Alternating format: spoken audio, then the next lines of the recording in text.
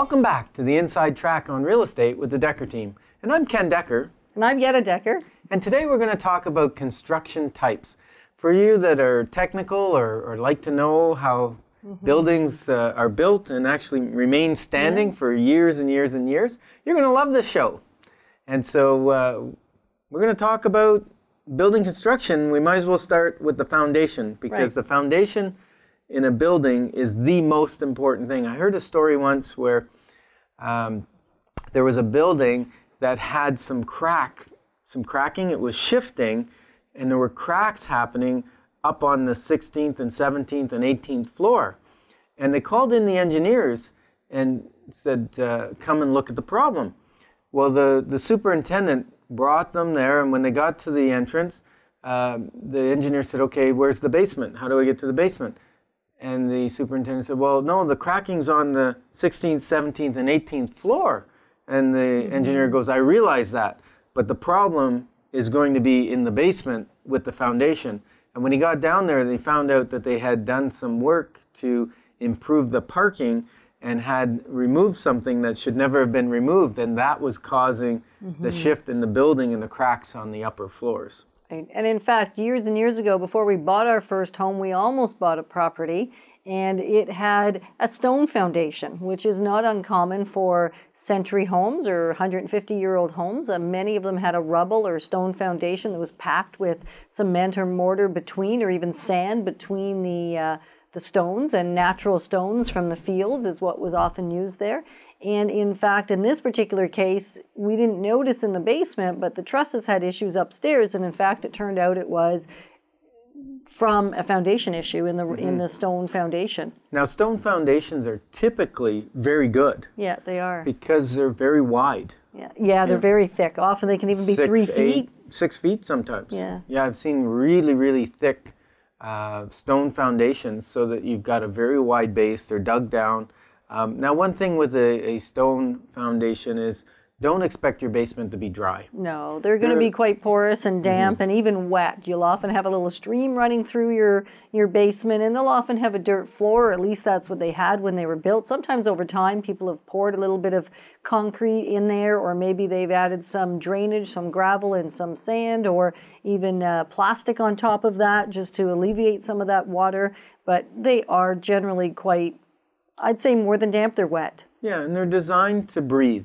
So they may get damp in the spring, they may dry out in the summer, and so they're really designed to keep air going through and basically keep some air movement down there to keep that from rotting your floor joists, because you don't want dampness all the time rotting. Right, so generally with a stone foundation, you're not going to be living downstairs. It's going to be a cellar, probably a crawl space. They're usually not 6, 7, 8 feet tall. Sometimes they are. Generally speaking, they're a little shallower than that because it was simply really a way of getting a firm foundation for the rest of the building. It wasn't so much about adding living space to the property, which is what we do today so often. So the most common modern foundation these days is a poured concrete foundation. That's right. On a footing, and the footing is just a wider base and thickness that the foundation sits on, and that helps spread the weight out over the ground so the house has less opportunity to sink. And based on the type of soil, the footing will be wider or narrower to meet code. Now, other forms of concrete foundations, there's a block foundation. Block foundation. Yeah, and a block foundation can be a little easier for a do-it-yourselfer, and that's often why they're used in certain areas. Ottawa, it's not our common style of foundation. Certainly, 30 to 40 years ago, they were more prevalent than they are today. But the reason I've occasionally even seen them in the last few years is somebody's chosen to build their own home, and they, rather than hiring a pouring company to come and pour the concrete into the forms that they would have to put up, they would just simply buy the blocks and build it themselves. So do the foundation work. The biggest problem we've seen with block foundation is scissor cracks, where they zigzag down, or pressure from the soil causes them to shift. Right, or tree roots or something outside that will have them sort of step off of each other, so you create almost maybe an inch, some of the blocks are an inch further into the house than the other blocks, which is obviously not a good thing. So where the mortar joints are in the concrete block is your weakest point, so they tend to crack there.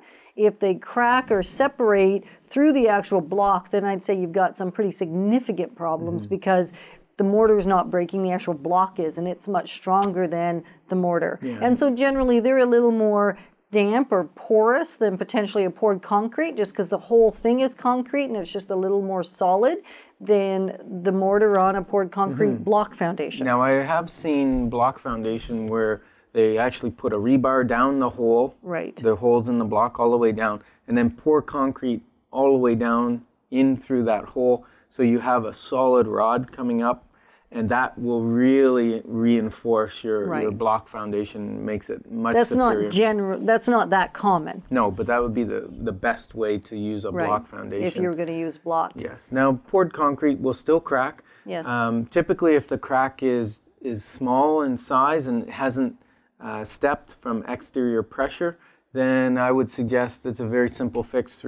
Probably about $500, $600 for an epoxy fill. Might and that's even just to be keep 1,000, moisture in. 1,200 now. They've gone Have up they? a lot. Have they gone up a lot? I guess I'm dating myself a little bit.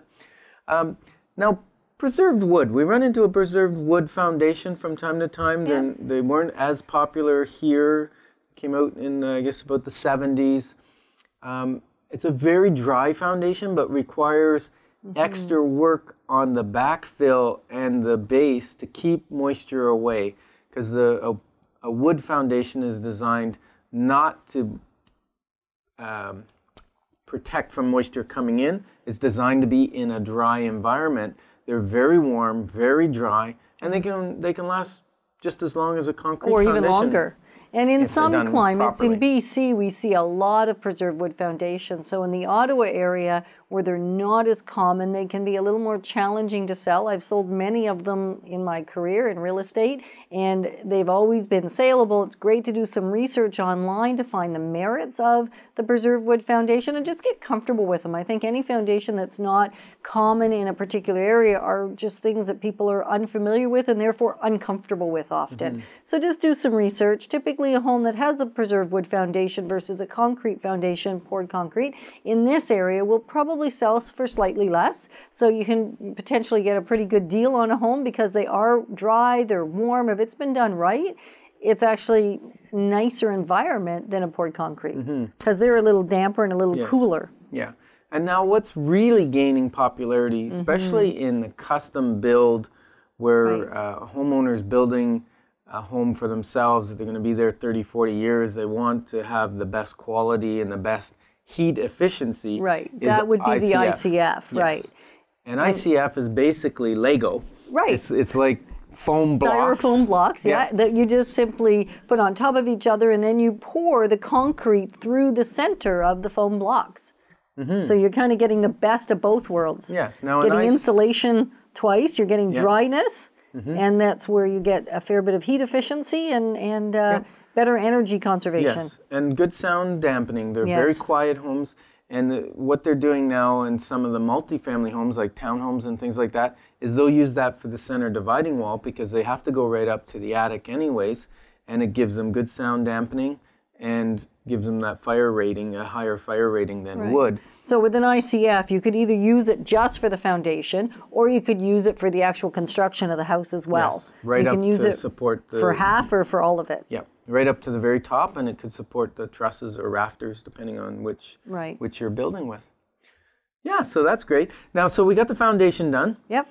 Now well, we've let's got... talk about the basements. Okay. Because just underneath the foundation, or I guess depending on where the footings are and all of that, sort of below ground often is a basement, although we do get walkout basements, so then not necessarily is it below ground. In the older style houses, we quickly mentioned that you're likely going to be dealing with a cellar style or a crawl. They could make up all kinds of different floor surfaces, as we discussed. What's most common today is a poured concrete slab.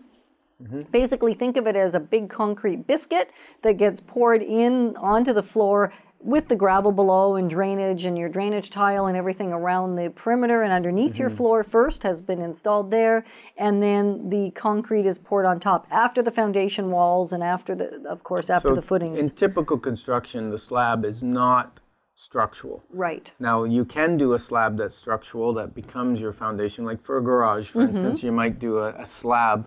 The slab's thicker and stronger, and it actually supports the walls and the roof and everything on the slab.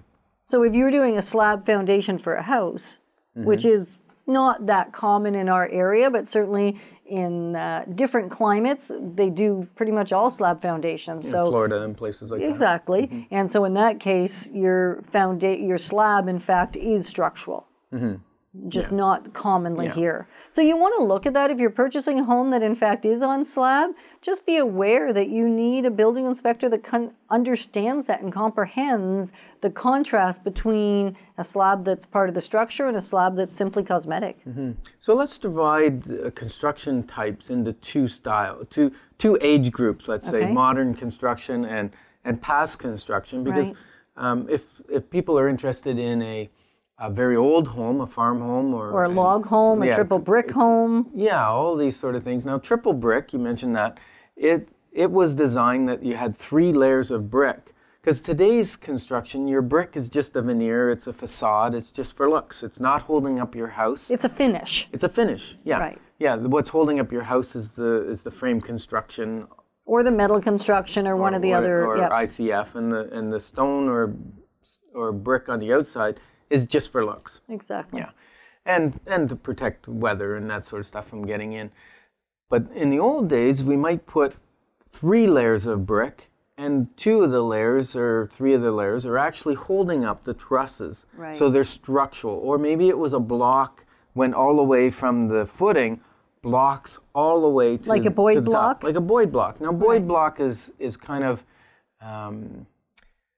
local. It's localized because the Boyd brothers in Osgood Village had a factory, and they made Boyd blocks, and they put little stones and things on the cinder block to make them decorative. Yeah. And so you And that see was a number used right of, into the 50s, 60s even. Yes. So you'll I'm see just a selling a number home of now that was built in the 50s. That's Boyd block. So if you're interested in Boyd block house, give me a call, because I've got a nice one. It might even be sold by the time this show is aired. It might. So now some of the other construction methods was balloon framing. Typically what we do now for construction is you'll put your foundation in, then you'll put floor joists across and build a floor, and then build the next level of walls. And then if you're going to do a 2-story house, you'd build your next floor, and then you'd build your floors on top of, your walls on top of that floor again, and then support your trusses on top of that. In the older days, some of the old farmhomes had balloon framing, so the walls went all the way up to the rafters, and then the floor joists were attached after to the walls. Right. Great method of construction. One of the difficulties with it is because they had, instead of roof trusses, they had rafters. They had the rafters, and those rafters would push outward on the walls, and you'll see it in the older houses where the wall is curved out and the rooftop is sagged in a little bit. It's because everything over the weight of 100 years or so has sagged down. It doesn't mean it's going to fall down. It's been there for 100 or 150 years. Probably going to be there another 100 years. But it's just that construction method, and that's one of the reasons we've gone to more modern construction we've actually methods. taken one of those homes right down to bare studs and had a good look on the inside, the outside, and every which way on a balloon construction house, and it was pretty fascinating. We took out all the supports and had a trampoline inside on the floors while we were doing the renos right back to the outside walls. Yeah, totally rebuilt. Yeah. So you can have a steel house, not that common, more into commercial construction. They'll build with steel beams. We do have a few builders in Ottawa that prefer the metal construction, and so that is possible and available. I would encourage that if a builder's not familiar with it, that you probably wouldn't hire that builder to build your custom home that has metal construction. It's one of those that it's a bit of a specialty. And so if they're familiar, fantastic. And if they're not, then probably you don't want them learning on your house. Yeah. In some of the old homes, you mentioned log. Another one would be stone construction. Yeah. Typically, people that built a stone house typically had more money than someone that built a wood frame house back in the day. And the last type of construction that I like to talk about is post and beam. Yeah. And post and beam can be a beautiful structure. Typically, they're used for cottages or lake houses, or a combination of log and post and beam. originally, if you've ever been in a barn that was built 100 years ago or so, it was probably built post and beam. So they put up a structure of posts with beams running across, all tied in, and then they put the shell on afterward. So what about finishes? We talked briefly about exterior finishes, Yetta. What's common right now? Well, right now, stucco's become very popular. Stucco with a combination of stone and or brick, or all three actually, are probably the most common in custom construction. And in quick tract construction, where they're coming in and doing a subdivision all with maybe 5 or 6 or 7 different models and doing a little bit quicker building that way, and not a little less costly as well than custom construction, then siding with accents of either brick, stone, or stucco. And then siding, of course, is still a product that's out there, usually a little less expensive to use. We've had different types of siding over the years. We currently, right now, the type we primarily see is vinyl, going back to a bit of the wood siding that's got a coating on it so that it doesn't have to be stained or protected a whole lot. It has a long life on it. And then we used to use aluminum siding as well. So there's been different materials and siding is really usually a thinner material that is just very much a cover on the outside of a structure. Yeah. So you mentioned that we're using brick in combination with stucco. I think what they found was they went to the new style stucco, which is quite durable. It is. It's usually applied to a foam which is applied to the wall, which gives it more insulating value. The difficulty was if it was low down, kids kicked it, or you kicked it when you cleaning off your shoes on the way in, or you shoot hockey pucks at it, or we are in Canada after all. It would break the finish on the outside and crumple the foam on the inside, and then you would have an awful looking mess. So a lot of builders now are putting the first 4 or 5 feet is in with a stone type veneer or brick veneer with a little stone cap on the top. Looks very sharp, and then they go stucco from there. Exactly. And stucco would be a little more expensive, like you said, finish than putting on siding. Right, exactly. Well, if you're just joining us now, you're with Ken and Yetta Decker of the Decker team, and you're listening to the Inside Track, or maybe you're watching, and the Inside Track on real estate. Each week we cover a new topic. To check out archive shows and or to suggest topics, you can just go to our website at deckerteam.com, or you can listen to shows at chri.ca. So today we're talking about construction types, and we've already covered foundations. So if you missed the first half, you want to go back and listen to that. And we're just now talking about floor joists. What is popular? Before we go there, there is a product out that's being very, very popular now. I call it Fraggle Rock, back from the show. Oh, that's right. Fraggle Rock. It's a man-made stone kind of finish. They're getting very, very good at making them look excellent. And natural.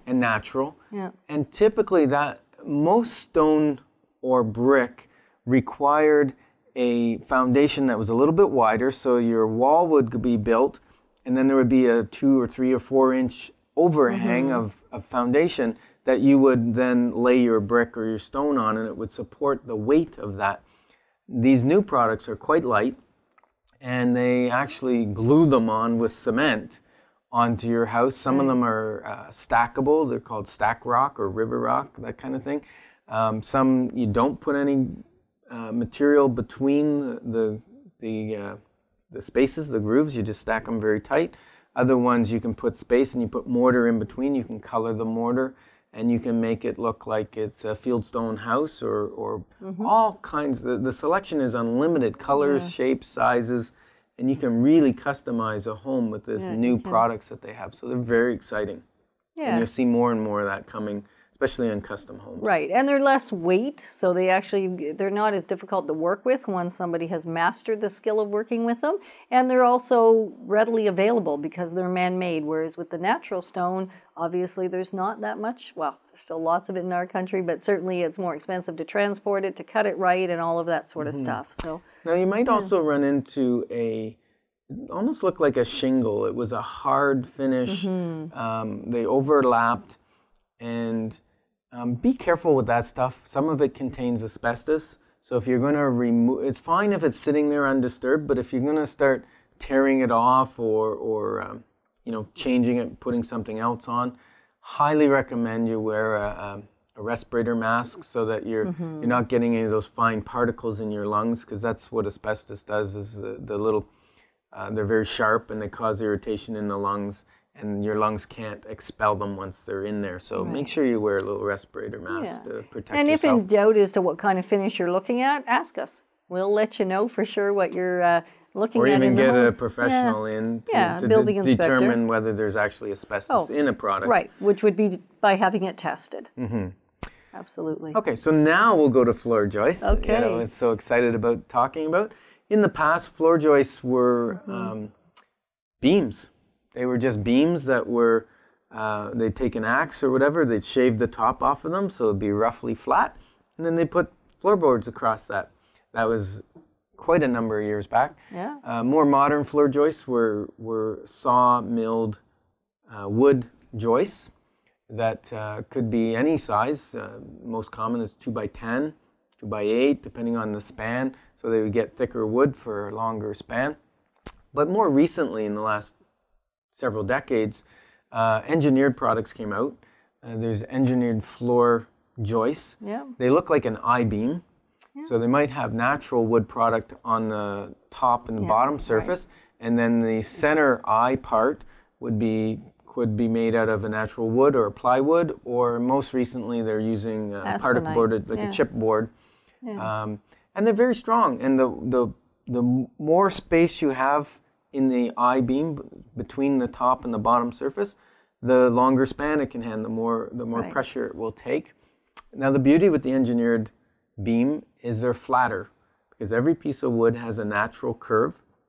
And so I remember when I used to do house framing back when I was a teenager, my construction crew always said, no, make sure you turn that board, look down it and see which way the crown of the wood is. So you always put the crown up so that over time the weight will push it down. If you put the crown down, then your floor is going to be bowed, and over time it'll get worse bowed. Now with an engineered floor joist, you don't have that problem. No. They're quieter, they're less squeaks.